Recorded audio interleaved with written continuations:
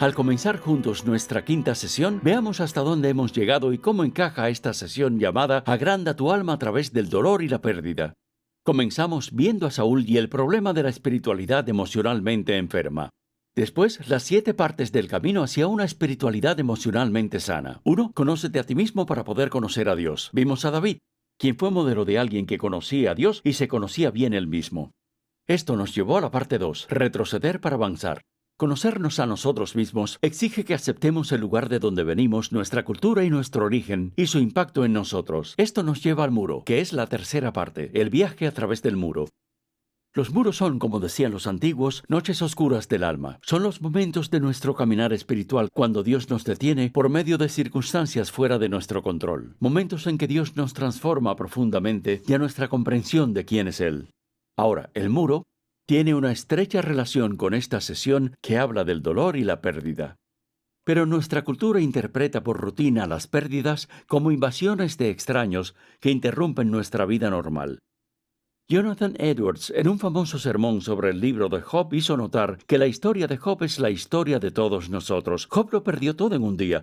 10 hijos en un desastre, toda su fortuna y su salud hasta un punto en que era imposible reconocerlo físicamente.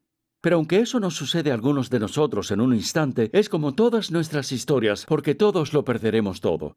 Para la mayoría de nosotros, esto se irá produciendo a lo largo de toda la vida, hasta que nos encontremos en las puertas de la muerte y tengamos que dejarlo todo detrás, nuestras relaciones, nuestras posesiones, y desaparece nuestra salud. Por ejemplo, perdemos la juventud. No hay cantidad alguna de cirugías plásticas, cosméticos, buenas dietas o ejercicios que lo puedan detener. Vamos a envejecer. Perdemos también los sueños. ¿Quién no ha perdido sueños? Sueños sobre una carrera, un matrimonio, sueños en cuanto a los hijos, nuestras esperanzas. Experimentamos pérdidas cuando pasamos por las transiciones de la vida y cada vez que cambiamos de trabajo o nos mudamos. Cuando nuestros hijos se hacen más independientes y desarrollan su propia vida, sufrimos una pérdida. Cuando disminuye nuestra influencia a medida que envejecemos, eso es una pérdida. La mayoría de nosotros, en una o más modalidades de nuestra vida, también experimentamos pérdidas catastróficas. Muere de pronto un miembro de la familia, o un amigo, o un hijo se suicida, o nuestro cónyuge nos es infiel, o perdemos nuestro matrimonio después de un doloroso divorcio o separación, o tal vez nos han diagnosticado un cáncer, o una compañía hace recortes de repente y nos quedamos sin empleo. Un hijo nuestro nace con una discapacidad grave. Un amigo fiel nos traiciona. O no somos fértiles, sufrimos abortos naturales o una enfermedad mental, o una amistad rota, o abusaron de nosotros de niños. Todas son pérdidas. Entonces nos afligimos por todo lo que no podemos hacer, por nuestras limitaciones. Algunas personas como yo perdieron una pierna en una guerra, o en su familia cuando eran pequeñas, y así ahora caminan cojeando como hago yo, pero sigo caminando. Hasta perdemos nuestras ideas erróneas acerca de Dios y de la Iglesia. Descubrimos que ciertas ideas que teníamos de Jesús y de lo que significa seguirlo son inadecuadas, de hecho, hasta tontas o están equivocadas. Nos sentimos traicionados por la Iglesia, la tradición, un líder o hasta Dios. Perdemos nuestras ilusiones acerca de la Iglesia y descubrimos que no es la familia perfecta formada por personas perfectas que creíamos. De hecho, la gente nos desilusiona. En ocasiones nos sentimos desconcertados y perplejos. Todas las personas que viven en comunidad con otros creyentes, tarde o temprano experimentan esta desilusión y la aflicción que la acompaña. Todos nos enfrentamos a numerosas muertes a lo largo de nuestra vida. Necesitamos decidir si esas muertes serán definitivas, esto es, si nos van a aplastar el espíritu o si nos van a abrir nuevas posibilidades y profundidades de transformación en Cristo. Cada cultura y cada familia se enfrenta a la aflicción de distinta manera. Algunos procedemos de familias o culturas en las cuales la tristeza es o era una señal de debilidad. No podíamos deprimirnos. Se esperaba que nos lo guardáramos y siguiéramos adelante. En otras, como en la mía, gritábamos y gemíamos mucho, pero había poca esperanza en Dios y en general la gente se quedaba petrificada en el tiempo. En la cultura occidental actual, tal vez las adicciones sean la forma más común de enfrentarnos a las pérdidas o el sufrimiento. Vemos televisión durante horas solo para no sentir nada. Trabajamos 70 horas a la semana. Nos dedicamos a la pornografía, comemos en exceso, bebemos, tomamos píldoras, todo para evitar el dolor. Algunos hasta exigen que otras personas, alguien, algo, un matrimonio, una pareja sexual, una familia ideal, un hijo, un logro, una carrera, una iglesia se lleve nuestro dolor. Nos enojamos con todos si no lo hacen. Y para rematar, en la iglesia de hoy tenemos muy poca teología acerca de la ira, la tristeza, la esperanza o la depresión. Cuando nos dicen ¿cómo está?, después de sufrir una pérdida o una desilusión, dices, no podría estar mejor. Dios está obrando en todo para bien, solo que aún no lo veo. Así que nos sentimos culpables de no obedecer la orden bíblica de gozarnos en el Señor siempre. Filipenses 4. En la iglesia asociamos a menudo la ira, la tristeza y la aflicción con una falta de espiritualidad, como si algo anduviera mal, y estamos convencidos de que estamos cayendo y fallando y retrocediendo. Ese era yo. Así había visto yo las cosas durante la mayor parte de mi vida cristiana. Era muy occidental, más grande, mejor, más rápida y siempre adelante. Mi responsabilidad era ser modelo de lo que es un cristiano sólido. Me enorgullecía de mi estabilidad.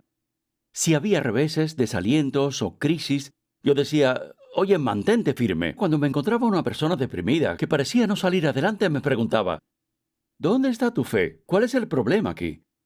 No me permitía ponerme en su situación. Cuando yo mismo me sentía triste o afligido, tampoco me permitía esos sentimientos, sino que citaba versículos como el de David en los Salmos, contigo, Dios mío, podré asaltar murallas, o todo lo puedo en Cristo que me fortalece. No había ni que decirlo si usted estaba afligido o sufriendo.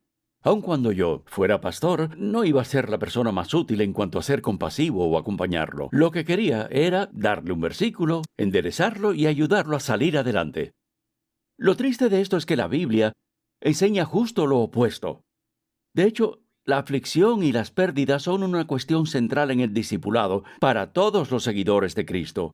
Existen para ser una de las formas principales en las cuales Dios expande o ensancha nuestra alma y nos transforma en personas llenas de amor hacia Él y hacia los demás. De hecho, la aflicción y las pérdidas nos transforman como muy pocas cosas en la vida. Llevo muchos años pensando en la aflicción bíblica. De hecho, podemos construir una teología de la aflicción en las Escrituras y dividirla en 3 fases. Primero, le presto atención a mis pérdidas. Por ejemplo, lo vemos en las oraciones de David en los Salmos. De hecho, 2/3 partes de los Salmos tienen que ver con la aflicción y la pérdida. Vemos a Job y Jeremías. Job se pasa 35 capítulos gritando de dolor, no se queda callado. Maldice el día en que nació diciendo, que perezca el día en que fui concebido. Cómo quisiera que mi aflicción se pesara y se pusiera en la balanza junto con mi desgracia. De seguro pesaría más que la arena de los mares. Dice también, las saetas del Todopoderoso me han herido. Está sufriendo. Vuelvo a repetir que la mayoría de los salmos, las 2/3 partes escritas por David y por otros, son lamentos. En otras palabras, son quejas dirigidas a Dios por alguna pérdida. David le grita a Dios, se enfurece, le dirige unas oraciones feroces, le dice exactamente lo que siente. De hecho, este es el único libro de oración o de adoración que hay en las Escrituras, y 2/3 partes de este libro son lamentos. David escribió poesía después de la muerte de Saúl y un canto después de la muerte de su amigo Jonatán. Le ordenó a su ejército que se detuviera para cantar un lamento de aflicción dirigido a Dios. Está en 2 de Samuel. Tenemos en el Antiguo Testamento todo un libro llamado Lamentaciones. Pero nosotros no nos lamentamos. Ezequiel se lamentaba, Daniel se afligía, Jesús lloró por la muerte de Lázaro y gritó de aflicción sobre Jerusalén.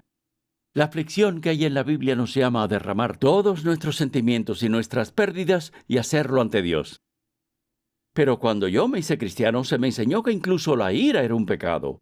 Yo pensaba, ¿saben? Pensaba, voy a ser un seguidor de Cristo, me los voy a guardar.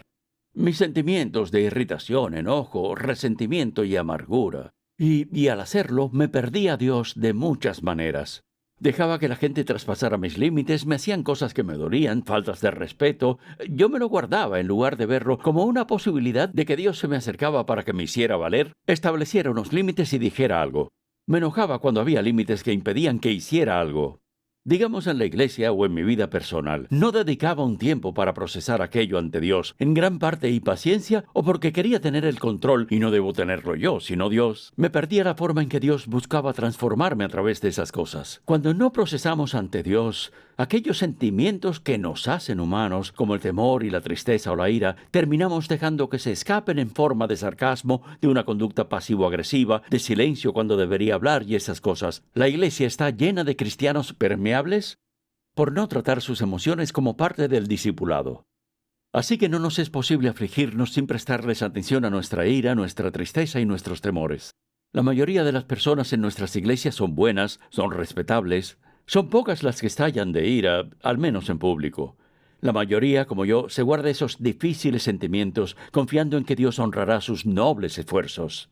El resultado de esto es que los dejamos escapar de maneras suaves, como llegando siempre tarde, o usando un tono de voz poco agradable, o dándole a la gente nuestro silencio.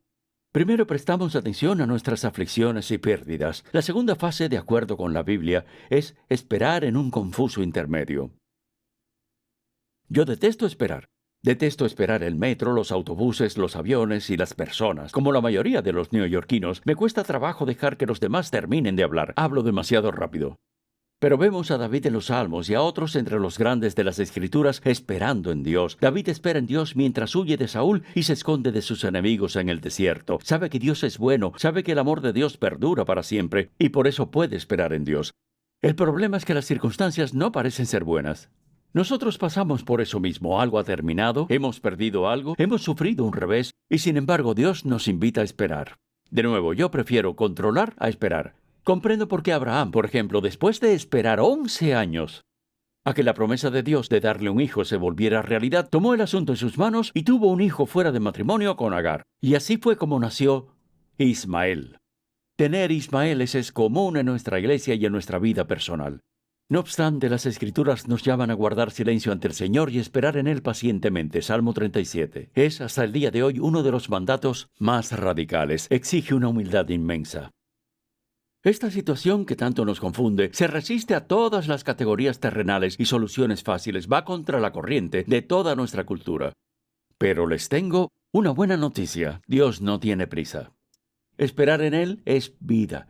No se trata solo de esperar que Dios haga algo por nosotros, sino que Él nos llama a esperar en Él. Es parte del proceso de la aflicción. Algo terminó, lo viejo desapareció, lo nuevo no ha llegado, y aquí estamos esperando en Dios, confiando en que su bondad y su amor son eternos. Pero la aflicción bíblica tiene una tercera fase. Esta fase consiste en permitir que lo viejo dé luz a lo nuevo. La aflicción que es buena no consiste solo en soltar algo, sino también en dejar que ese algo nos bendiga. El mensaje central de Jesús y de toda la Biblia es que el sufrimiento y la muerte nos traen la resurrección y la transformación finalmente. El propio Jesús dijo: ciertamente les aseguro que si el grano de trigo no cae en tierra y muere, se queda solo. Pero si muere, produce mucho fruto. Recuerden que la resurrección solo puede surgir de una muerte, de una verdadera muerte, solo llega después de un final.